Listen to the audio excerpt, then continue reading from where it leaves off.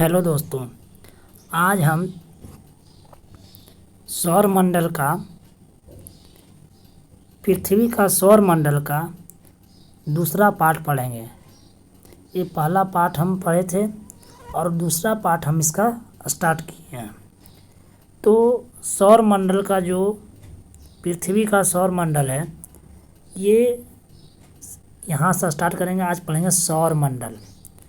तो ये सबसे पहले हम जानेंगे कि सौरमंडल में कितने ग्रह हैं।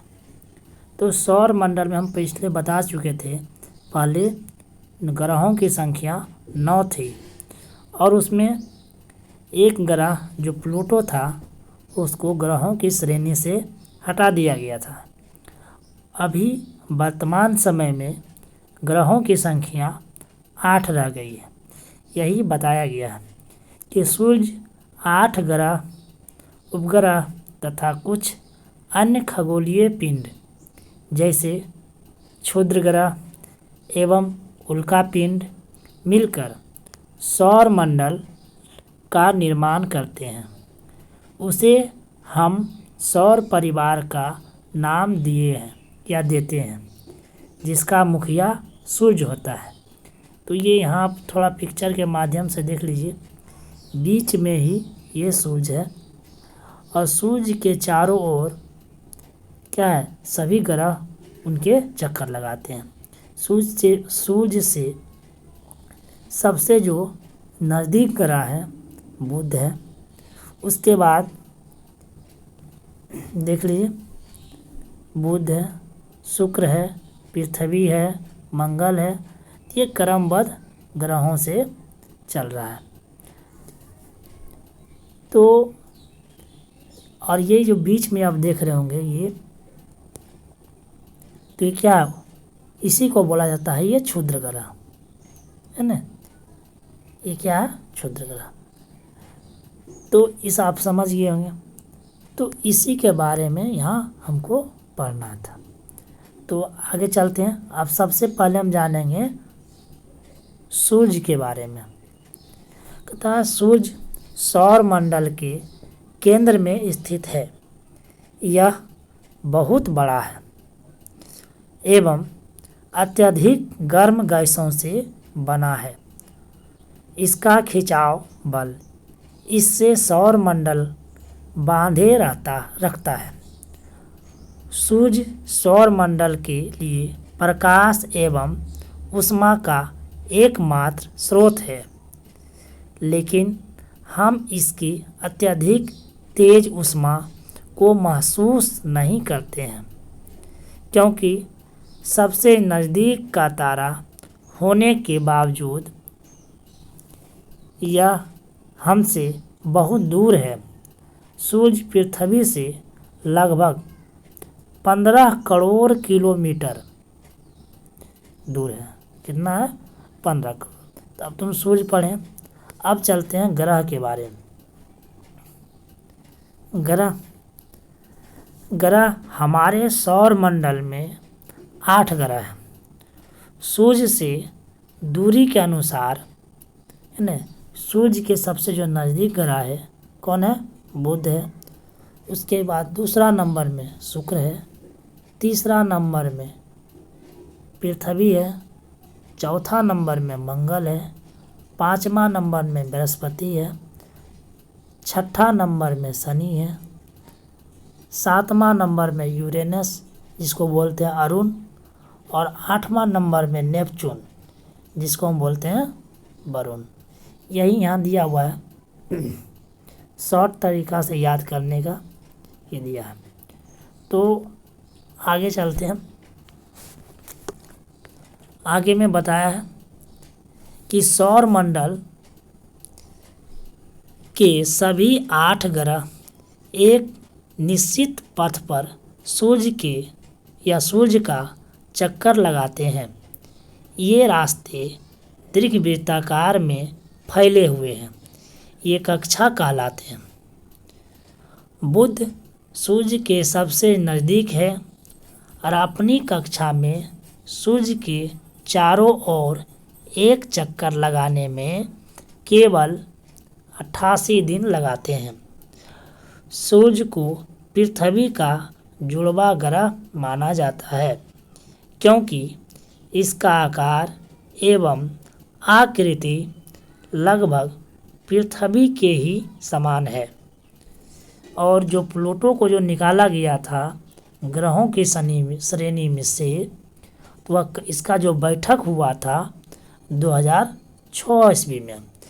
क्यों हुआ था? अब देखिए, अभी तक प्लूटो भी एक ग्रह माना जाता था, परंतु अंतर्राष्ट्रीय खगोलीय संगठन ने अपनी बैठक अगस्त 2006 में यह निर्णय लिया कि कुछ समय पहले खोजे गए अन्य खगोलीय पिंड 2003 UV 313 सीरस तथा प्लूटो बौने ग्रह कहे जा सकते हैं।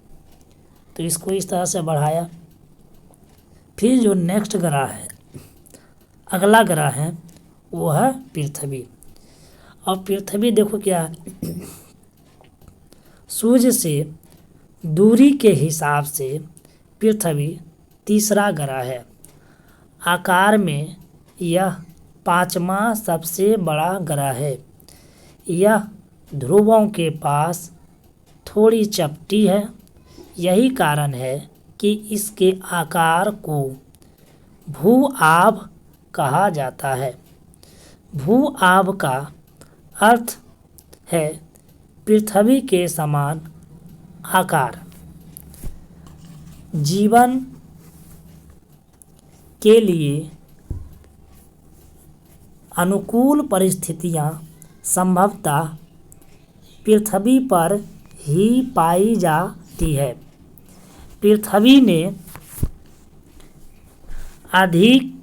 पृथ्वी ना तो अधिक गर्म है और ना ही अधिक ठंडी है। यहाँ पानी एवं वायु उपस्थित है, जो हमारे जीवन के लिए आवश्यक है।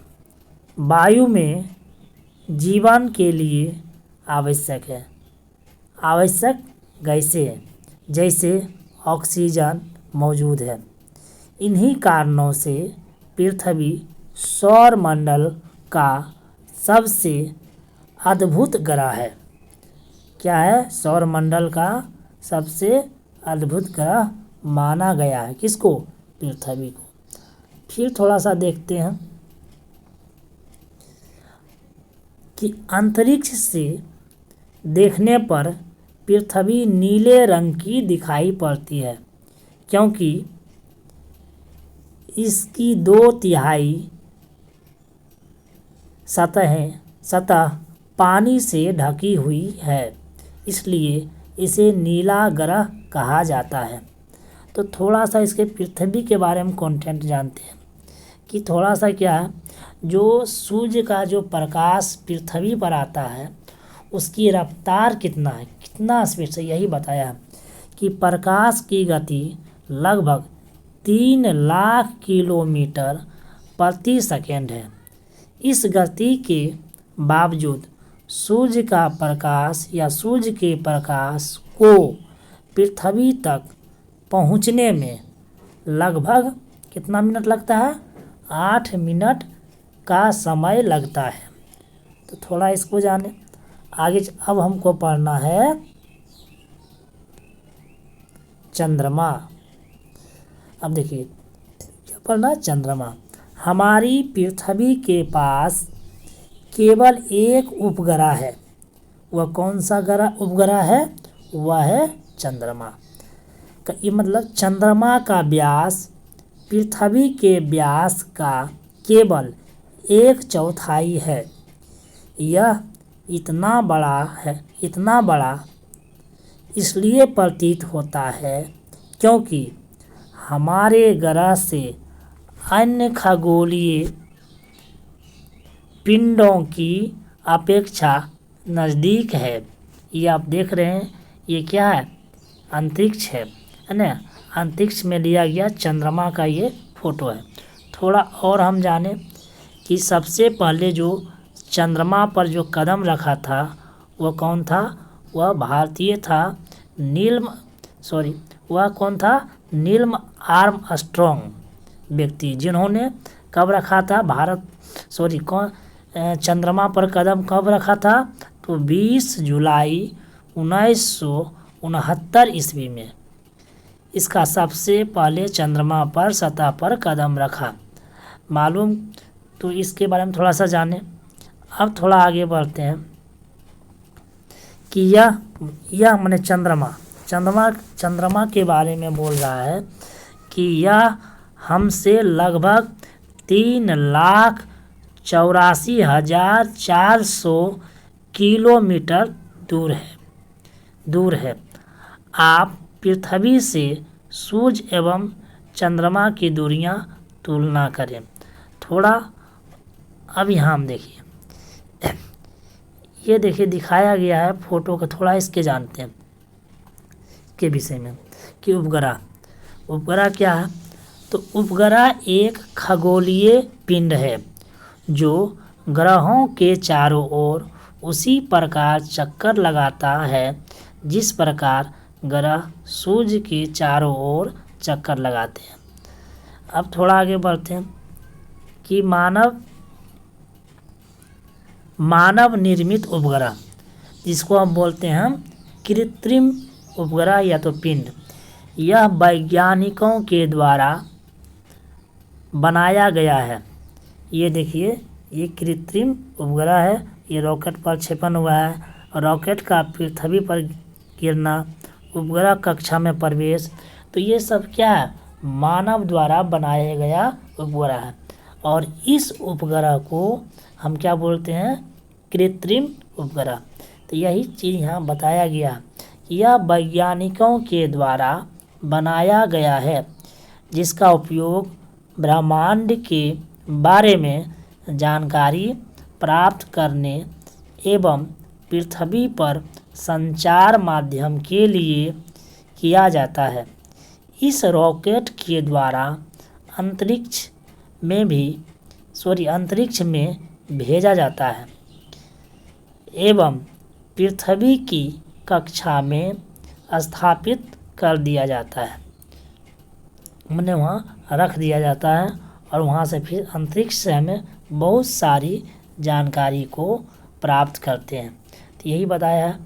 अंतरिक्ष में उपस्थित कुछ भारतीय उपग्रह जिसका नाम जो है क्या है? इनसैट है, IRS है, एडुसेट है, बहुत सारे उपग्रह हैं। तो आज तक हम यहीं रखेंगे आज का क्लास। हम फिर नेक्स्ट पार्ट में सौरमंडल का आएंगे लेके। धन्यवाद।